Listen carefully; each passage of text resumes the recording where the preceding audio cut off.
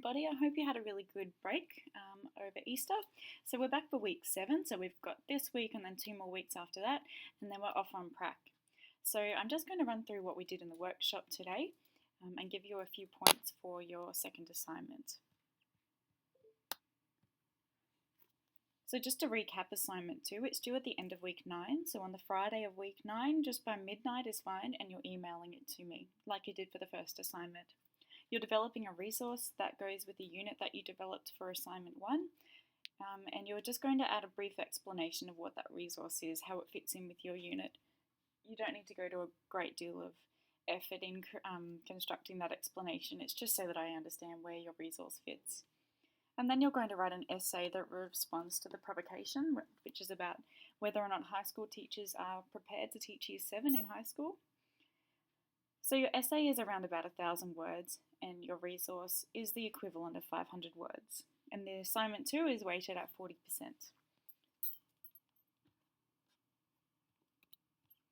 Okay, so the first thing that we did was talk to each other about how our resources are going, how they're being developed, and we looked at the success criteria that we used in week 6. So you can do this yourself. You can pop your resource up onto on Blackboard under a wiki if you'd like, and we can give you some feedback on how you're going if you're external or if you weren't in the class today. So you can just use this as a checklist for yourself. So does my resource align with the curriculum? Would it probably be engaging for students, and so on? I'll probably use this checklist when I'm marking your assignment, so it's just a nice clear way to break down what needs to be in your resource.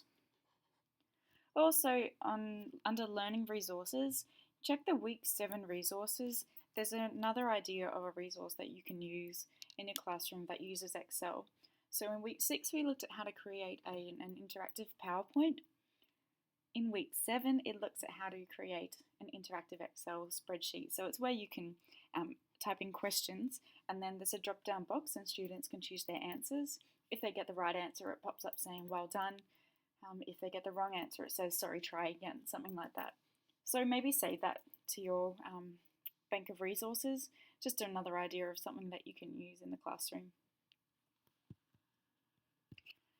Then we moved on to talking about what we can write about in the essay, and we broke it down into 2 questions. So firstly, what are the needs of middle school learners?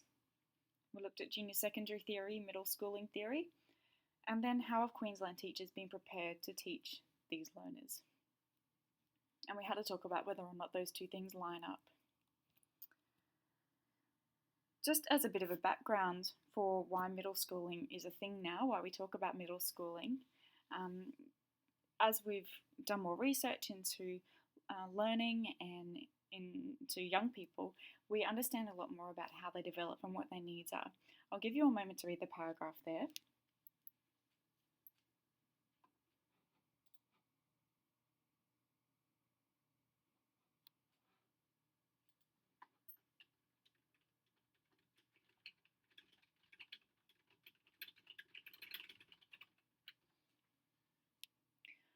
Okay, so as we've understood a lot more about young people, we found that school wasn't always appropriate for what students needed at that age. So when we're talking about middle schooling, it ranges in age. So some literature talks about middle schooling as from ages 10 to 15, 8 to 13, but it's somewhere around that age. And of course, people develop at different paces anyway, so there's always going to be a bit of a spectrum in terms of the developmental age of a 13-year-old.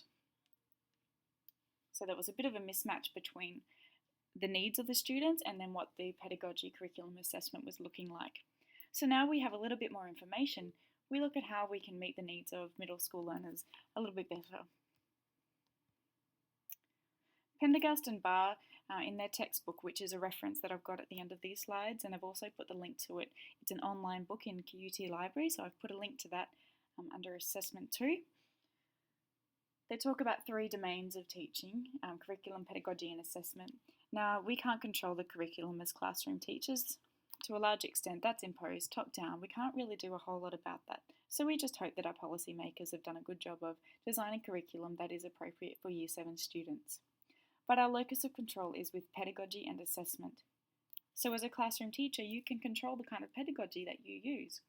And to a certain extent, you can have some say in the assessment practices that are used at your school. Remember that until years 11 and 12, assessment is really quite flexible within schools until we have a more standardised approach to assessment. At this time we don't, so schools have a lot of say in how they assess students. So it's always nice to have fresh ideas about assessment and how we can assess more authentically. So those are the two things that you can focus on. So there might be things that you consider in your assignment. Okay, so what we did in the workshop was break into two groups, and one group focused on the needs of middle school learners, and the other group focused on how Queensland teachers are being prepared to teach those learners. So we used some resources that are on Blackboard, so I'll show you those now. Under Assessment,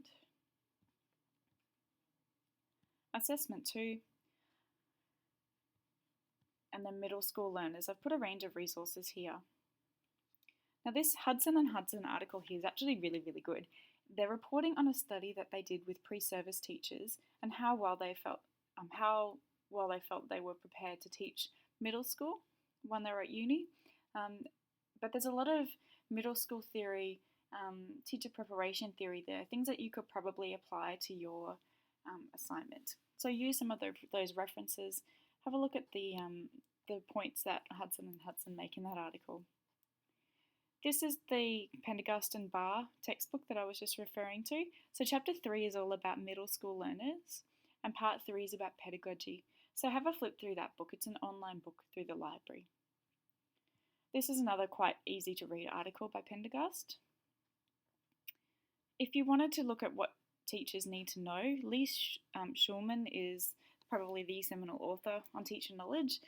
So if you wanted to pursue that line, you can. And this is something that we found during the workshop, the underpinning principles of junior secondary, and it talks about these 6 principles that are used as high schools come up with their programs for junior secondary. So you can use that as a resource as well. So I'll leave those with you to have a look through as you prepare your essays. And then of course back just under Assessment 2, there's the link to the Flying Start. So I think that's what there is for you. Okay. Okay, so we used those resources and just did a bit of Googling ourselves, and we produced a summary of our findings. Now I've uploaded this to the Week 7 resources. So this document here is under Week 7 resources.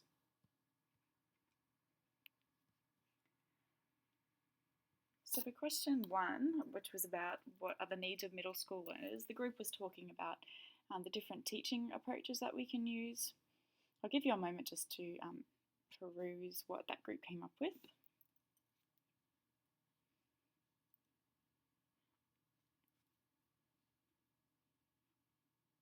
So probably the main point that came out of this group's discussion was that students in Year 7 need a lot of stability, some boundaries, some clear lines, and routines, just to help them during that transition phase.